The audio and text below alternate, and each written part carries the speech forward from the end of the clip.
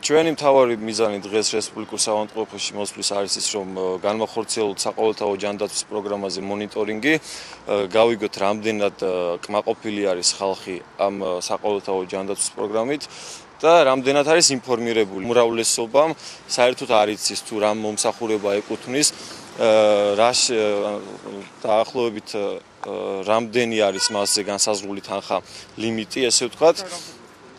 და გონიათ, რომ თლიანად შეუძლიათ დახარჯვა, ანუ არ არიან ინფორმირებული საერთოდ, ამიტომ ჩვენ ავამოქმედეთ 17 ივნისიდან 2013 წლის 17 ივნისიდან ცხელი ხაზი, სადაც შეუძლიათ ნებისმიერ დროს დარეკონ და გაიგონ დეტალური ინფორმაცია თუ როგორ და რანაირად ეკუთვნით მათ ამ საყოველთაო ჯანდაცვის პროგრამის მომსახურება. ჩვენ გვაქვს მომზადებული კითხვარები, სადაც პაციენტის ანონიმურობა მთლიანად არის დაცული, მაგრამ ეს კითხვარები გვეხმარება იმაში, რომ გავარკვიოთ თუ რამდენად ინფორმირებული არის პაციენტი. ასევე გვაქვს შეტანილი ამ კითხვარში ერთი პუნქტი, სადაც შეუძლია პაციენტმა გითხრას თუ რამდენად ხარისხიანად გაეწია მას დახმარება. თუ კიდე რამე ხარვეზი არის, მაგასაც მიგვითითებთ და ამის მიხედვით ჩვენ ვარკვევთ თუ რა ხარვეზი გვაქვს, თუ რამდენად ინფორმირებულია ადამიანი და ძირითადად გვეხმარება ამაში ეს კითხვარები.